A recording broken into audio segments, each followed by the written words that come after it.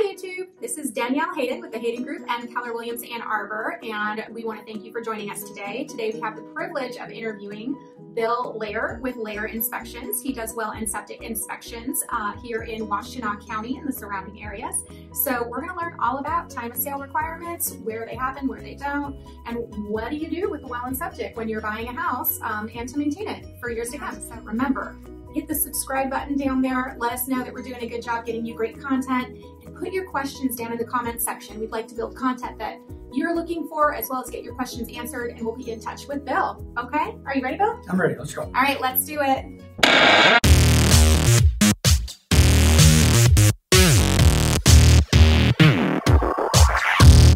All right, YouTube, thanks for tuning in. Again, my name is Danielle Hayden with the Hayden Group and Keller Williams Ann Arbor, and I am so happy to have Bill Layher with Layher Inspections here today. He's going to talk to us, a little bit about well and septic. Okay, so can you explain for us, just real quickly, what the difference is for well and septic versus city water and sewer, for people who have no idea what we're talking about?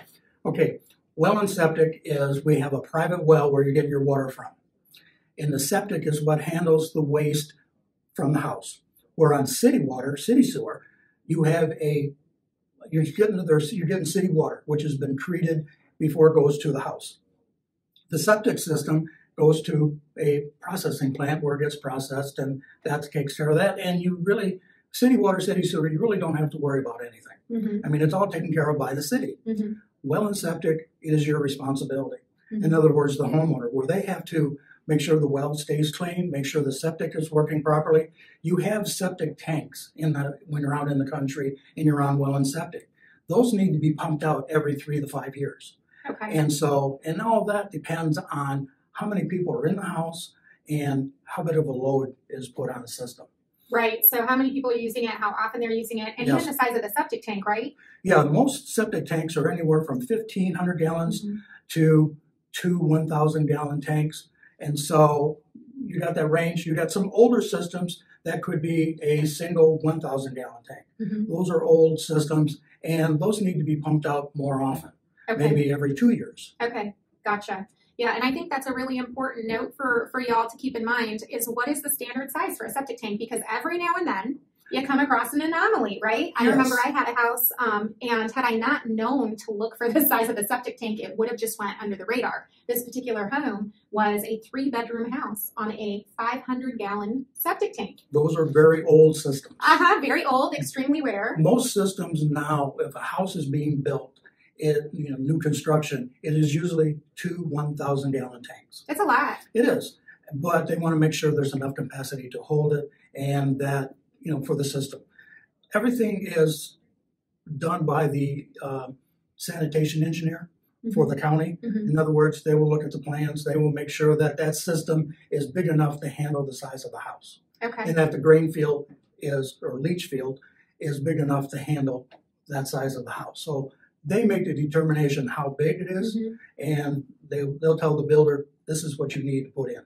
Okay.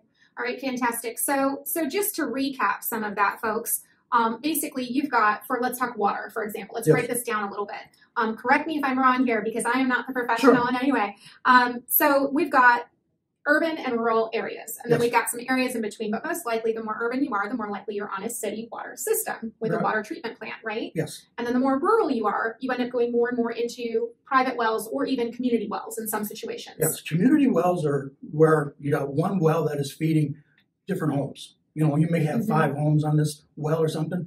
That is covered by the county. The county then will go out and take samples to make sure that that well is producing clean water. Okay. And this is something you're going to want to think about, especially in places like homeowners associations in more rural areas. Most of the time, you're going to have your own septic system, but every now and then you come across something like a community septic system. Well, there's also communities that will have their own septic system. So in other words, there's some subdivisions they're big enough that they have their own treatment plant, Mm-hmm. where the sewage from the houses goes to this plant and then gets processed. But they're on their own private well. Or else there'll be some places where you may have a community well and a community type sewer system. Those I don't deal with because they're covered by the county. The county takes a look at those. Gotcha. I deal basically with individual systems. Okay, gotcha. And for you agents out there, just a quick tip for you: if you do come across these community systems, make sure that you are looking at the homeowners association bylaws and such, and make sure that you have an idea of how that community deals with getting the county out there and paying for any of the kind of upkeep and maintenance that needs to happen. But let's jump back into wells, right? So the idea being that water is water, right? Yes. And we have the water table, a level at which you go below the ground and you start to hit water. And this is where water comes from no matter what system it's in. It's just a matter of how it gets from the water table to your faucet. Right. Okay, fantastic. So we've got the city water system, and then we've got the well system. Which are into what they call an aquifer, which is a body of water or with the water table. And so we have a well that goes down into the water table. That could either be a submersible. A lot of them now are submersible pumps, where you got a casing that goes down into the aquifer. You've got the well pumped down there. That pump will then pick up the water and take it to the house, which then goes to a pressure tank, and then it goes that to the house. Okay, pressure tank, bladder tank, same thing? Same thing. Okay, great. All right. Okay, when we do a water test, when we check a well, we check, for Washington County, we check well flow and well potability. In other words, we see how many gallons per minute that well is producing. We also take a water test. We're looking for bacteria, E. coli, nitrates, and arsenic, which is a safe drinking water test. And so we take the water. If there is bacteria in the water, we recommend that a well driller comes out and chlorinates the well. In other words, they use a bleach solution. The bleach will kill off the bacteria, but then you have to take a resample and send that to the county. Okay, now correct me if I'm wrong here, but when people think about testing their well water and they think about negative results coming back, I think a lot of people who are not used to having wells, that big red alarms go off in their head. But bacteria is something that is not only sort of common to find in a well water test, but it's treatable, right? It's treatable. Washington County. Pardon? What causes it? Well, that could be if the well cap is not tight, you can get earwigs in there, and they will fall down into it. If you get water that sits, especially on vacant homes, that bacteria can grow in the pipes and things like that. And so the bacteria go through. Washington County has a zero tolerance on bacteria. In other words, none whatsoever. Right. And so if there is a problem, we usually will get a notification from the county or the lab saying this house has bacteria. All it says is bacteria is present. It doesn't tell you how much bacteria. And so you have to then chlorinate the well because the county will not pass a well if it has bacteria. Right, and just to clarify, in Washtenaw County, which is where we currently are, there is a time of sale program, okay? And so what this means is when you go to transfer a property, like in a real estate sale, you have to get approval from the county for any wells or septic systems. So you have to get them inspected, and because it's a mandatory process for anyone to transfer their property, that cost and burden falls to the seller of the property here in Washtenaw County. So that's sort of what we're talking about here. It's a zero tolerance, which means you can't sell your house until you get that puppy fixed. Yes, and so that's why the county will recommend having a well driller come out, chlorinate the well.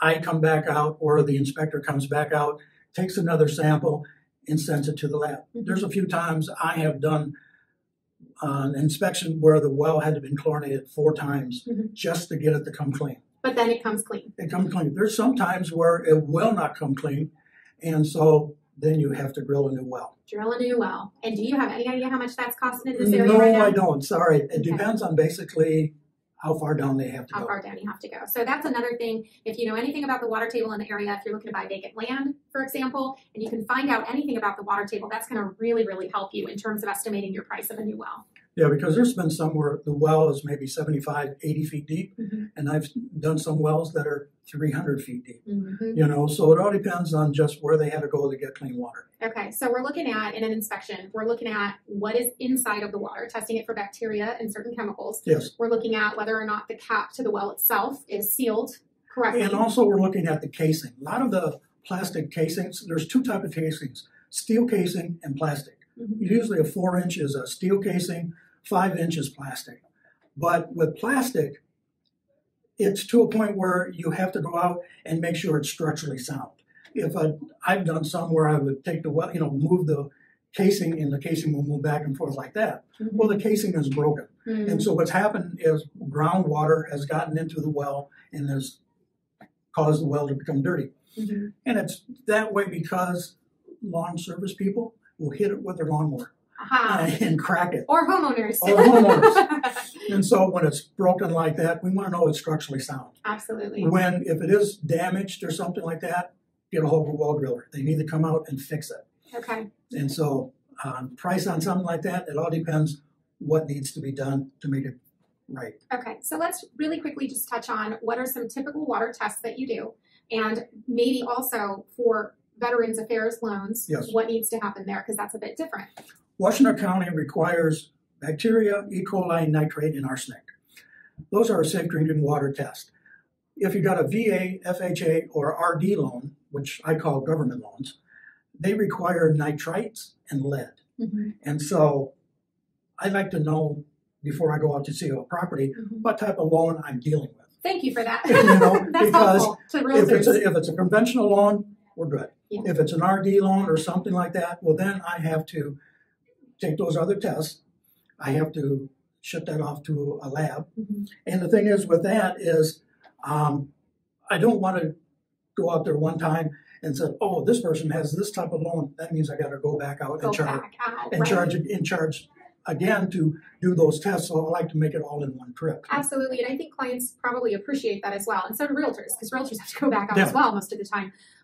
Okay, well that sounds great. Let's talk a little bit about septic systems. So generally speaking, what are the different pieces to a septic system, and how does it work? Okay, well, from the house goes to a septic tank. That's the waste, the gray water, and from the toilets and washing machines and things like that, dishwashers, that all goes up to the tank. Mm-hmm. The tank is usually made up of either plastic or cement. And there's inlets, outlets, and baffles in between. Mm-hmm. Inside the tank, there's 3 levels. The bottom level is your scum, that is, your sludge, which is your waste. Mm-hmm. That is being broken down by bacteria. Mm-hmm. In the center is what they call clear water. Mm-hmm. On top is the scum, which is all your oils and soaps and stuff like that. Okay. What goes out to the grain field is this clear water. Mm. So in other words, I think it's like a 1-to-1. As water comes in, water is being pushed out, goes out to the grain field. When it gets out to the grain field, it then goes through the drain tiles, which has holes in it, so water is filtered down through. So it goes through sand, it goes through stone and gravel. So by the time the water hits the water table, mm-hmm, it's been naturally purified. Mm-hmm. So all the bacteria is taken out and things like that through the ground. Do you, just out of curiosity, when did we start using this technology? No, I don't know that. I don't either, but it's actually kind of genius. It's about... it's very simple, it's old. It's an old system. It's been... Mm-hmm. I couldn't tell you how old, but all right, stay tuned. Yeah. Stay tuned. We'll go ahead at the end. We'll put a little blurb up there historically so that you can see like when the first remnants of a septic system were found. I'm just curious. And so with the tank, when every 3 to 5 years, the tank should be pumped out. And when the tank is pumped out, you should have the pumper do what they call a tank maintenance sheet. That tank maintenance sheet tells you how many gallons it is, what condition the tank is in, what condition the baffles are in, and what condition the inlets and outlets are in. And so they pump it out, and then the system starts all over again. What do you know?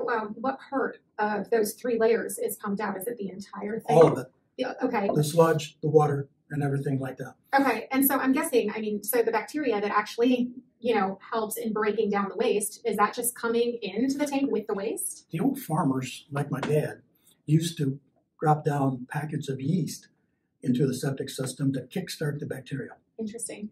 And so he did that every time he pumped the tanks out. 2 or 3 packets of yeast went down, and he says there you go. That starts it. People in rural Washington County are now going to be throwing yeast down their toilets. Well, you got other things like Red X, I think, other additives.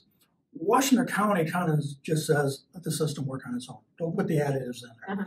So Some people say it's good, some people say it's bad. I really don't know. We're all still here, girls. Yeah. It's one of those, the jury's still out on some of those things. Okay, so when we're talking about a seller calls you up and you go out there and you've done the well inspection, you're now doing the septic inspection, what does that consist of? And are there limitations based on the weather? Let's back up a bit. Sure. When a client calls me and says, okay, I need you to do a well and septic, what I do then is I go to the county. I have a program. You can go to the county online, get well and septic information. Mm-hmm. I pull the information out of that for that address. Mm-hmm. I look at the well logs, the well permits, the sewer permits, any type of notes or something like that, so I know what I'm looking at. Okay. Has there been any previous inspections on this property that I should be aware of? I take all that information. I'll go to the site. What I do then is I locate the well, locate the septic tanks, and I locate the field. And I check to make sure that the field matches up with the permit. Okay. Because sometimes the field has been replaced and the county doesn't know about it. In other words, there's been no updated permits or anything like that. And maybe even a homeowner special. Yeah. Yeah. Okay. And so they may be smaller than what the permit, it could be bigger, whatever. At least it gives me some idea where to start. Okay. I have a fiberglass probe and I probe the ground until I locate the tanks. Okay. And I put a flag and then I locate the field. Mm-hmm. I take a bore sample in the field, a 4-inch bore sample. I want to see what the sand and stone is on the field. Mm-hmm. In other words, is it working properly? Do we have standing water? Is it black or something like that? It tells me, is the field under stress? Is it working the way it's supposed to? There's been a few where there was this one lady that used these blue bleach tablets religiously. Mm-hmm. I went out to the grain field, bore sampled into the grain field, and it was all blue because everything was dead. Oh my goodness. You know, and so that field had been replaced. Could you tell from the grass? Was there grass covering? Nope, everything was dirt. No, it was grass. Oh, everything looked like it was a manicured lawn. Except for the blue soil. Well, except where I took bore samples and everything was blue. And so that's out of the 20 years I've been doing that, that's about the only one that's really caught my attention. Oh my goodness. And so, but I take these bore samples. Now there's a 5-page report that I fill out for the county that has, you know, how many tanks there were, the size of the tanks, information on the house, how many bedrooms, how many bathrooms. And so one of the things that the county requires is that I have to draw a map where everything is located at. The main reason we're doing this time of sale is, one, it is to bring the county's records up to date. Because a lot of the records are old or yellow, you can't read them anymore, or they've gotten lost. Right, and they were before the age of digital databases. Exactly. Right. Yeah, because county environmental health division, I think, has moved at least 3 times, and that I know of, and maybe things got lost or misplaced or something. Sure. So it's to bring everything up to date. Sure. And so I draw this map to show, like, how far is the tanks from the house, how far the field is from the house, so that the next inspector knows where things are at, and also the homeowner knows where things are located at. Because you can't drive, you can't place buildings or other things, gardens, over drain fields. They need to be just completely open. And I think that's really important for people who don't understand living in the country and never had a septic drain field before. You cannot take heavy items or machinery and place it and drive it over that area. Because you risk can crush hurting. it. You can compact the soil and crush it. Mm-hmm. There's a few where I found drain fields in a corral, part was in a corral or a stockyard, things like that. You need to know where these things are located at, because people come out and I want to put a pole barn up. I want to put a shed or something like that. You need to know where these are at so you stay away from them. Absolutely. I mean, these are a really integral part of your home and your system. You cannot function without them. You cannot sell your house without them working in working order in Washtenaw County. So it's something really important to look at. Bill, one of the questions I have for you is, what do you wish that realtors would do to set you up for success before you come out and do the inspection? Have you ever thought of giving realtors a sort of checklist of things to make sure that they've warned their clients and prepared their clients for? If you are thinking about putting a property on the market, that is on a well and septic, that's the time to get these time of sales done. Okay. Because I'm getting phone calls saying from homeowners, I have a signed agreement, I have to get this time of sale done, I need it done ASAP. Mm-hmm. Because it usually takes anywhere from 7 to 14 days to get things done.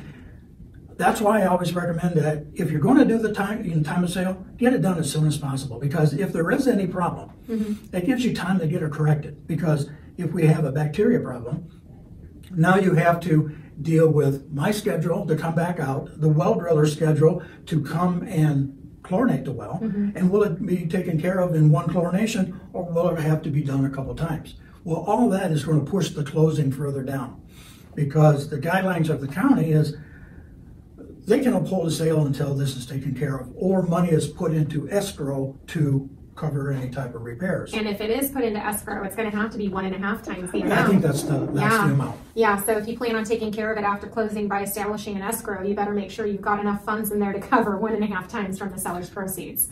The other thing that I want to mention is if you are a seller in Washtenaw County or any other county that mandates this kind of inspection, do your due diligence ahead of time. If you're selling and you're going to be also buying another property, let's say you bought a property and it's contingent on the sale of your home. Well, you may be able to get an extra 5 to 10 days out of these people who are buying your property for time of sale purposes, but you may not be able to get that same time frame from the people you're buying a home for. So I would say, especially when you are in a contingent sales situation and you've got multiple purchases and sales going at the same time, don't take for granted your closing dates. Try to abide by the contract as much as possible. And so in that particular situation, or with people who know they have to sell, they're going to sell, absolutely just go ahead and order your pre-title work and go ahead and order your time of sale paperwork all at the same time, get it all done. I do have a question for you though. How long does that time of sale authorization and approval last for somebody? 1 year. 1 year. So is there a situation in which you would tell a homeowner, hey, listen, this is only good for 1 year. So let's say if you're lukewarm about selling, or you know you need a certain amount and you may not get it, you may end up pulling your home off the market. In that situation, would you advise them to go ahead and wait until they're under contract, or do you still say get it done? Get it done, because if there's any problems, you'll be taken care of. And I guess you have to know about them too. If you have that thin of a margin, you have to know if it's going to cost you more money to sell your house. And the thing is if the house is vacant, and let's say we do a time of sale, people moved out and it's sat vacant, and that 1 year is coming to an end, you can call the county, talk to Kim Gippart. She's in charge of the time of sale program. She can give you an 6 months extension, but it's all on a case-by-case basis. So you have to lay your case out to Kim, and she will say, okay, we'll give you 6 months. That's really good to know. Or we won't give you 6 months. That's their call. I just say, but it's worth the try if you've got a situation where it took you a little longer to sell than you anticipated. Kim is very great to work with, and she's very upfront with everybody. So if there's a situation, talk to Kim. She'll be able to direct you on, we can give you 6 months, or you need to do this, or you need to do that.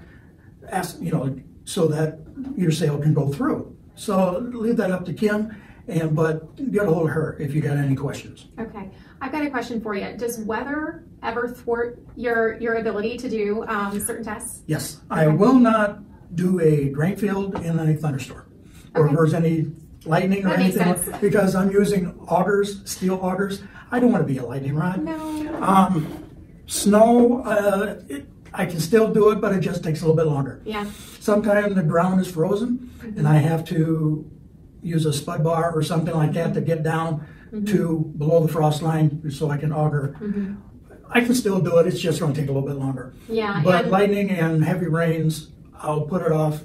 I'll do the water sample, and then I'll come back and do the drain field or something like that when the weather permits. Another reason though to go ahead and don't wait, just get your order in so that you're not making him come out on an ice storm. Your job is not for the faint at heart, I will tell you. No, I've been doing this for 20 years, and so, but one thing I do want to bring up is that I go into Livingston, Jackson, Lenawee, and Monroe. Now those counties do not have any time of sale like Washtenaw County does.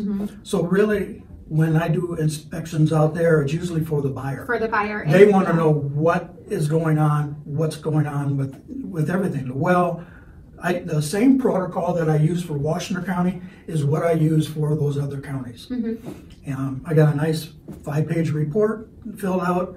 I do the same thing, water samples. I draw a map where everything is located at, just so the buyer knows where that is, where the system is and everything like that. Right, and can I just say, for you realtors out there, or for you buyers and sellers out there, it is absolutely part of your due diligence period to inspect your well and septic. Whether it's mandated or not, I highly recommend that you have your well and septic inspected. There are some really high ticket items in a home that you don't want to leave questionable, and one of them would be your well and your, well, two of them, your well and your septic. So you're going to do your home inspection, you're going to test for radon, because come on, we need to all be safe. You're going to do a well and septic inspection, and you're going to also consider, if not do, a sewer scope. In my opinion, you want to make sure that there's no obstructions in your sewer line. The one thing I get is, well, how much do I charge? I charge $475 for the well and septic inspection. Okay.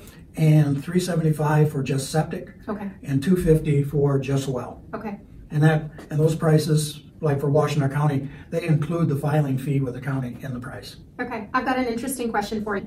Okay. Is there a tell, right? Is there a telltale sign of a good well and septic inspector? Something that you know the pros do that maybe some amateur well and septic inspectors don't quite know to do?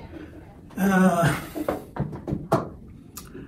really can't answer that. They need to know how the system works. In other words, when they look at something, they know what questions to ask. Like you ask the homeowner, when was the last time the tanks were pumped out? How many people live in the house? How long has the house been vacant? Things like that. But just asking simple questions will give you an idea of what's going on. Has there been any backup into the house? Has it had any problems, any repairs within the last 5 years? That they say, well, yeah, we had this done. Well, then that tells you that something needs to be, you may have to pay a little bit closer attention to this area. Sometimes you may have to ask the county. Usually in the paperwork, there'll be, this was repaired by somebody from the county or by sanitation people, so that you know that there has been work done. It's just asking questions will help you to determine how things are going to go. Any advice for people who are leaving their property vacant, to make sure that they're setting themselves up for success in terms of the well and septic system? Well, a lot of vacant, if it's going to be vacant for a long period of time, a lot of the systems will be winterized, especially at this time of year where you don't want the pipes to freeze or anything like that. A lot of vacant homes, people will still go to the house to run water, for cleaning, or some people will just let the water run just to flush out the pressure tank, the lines, and things like that. You really don't know how the system is going to react until you take a water sample. To see if there's bacteria or something like that.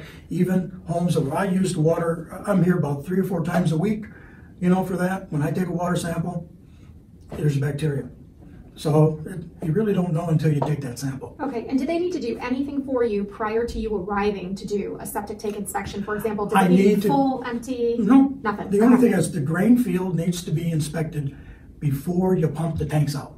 Okay, so don't pump your septic tanks before the inspection, folks.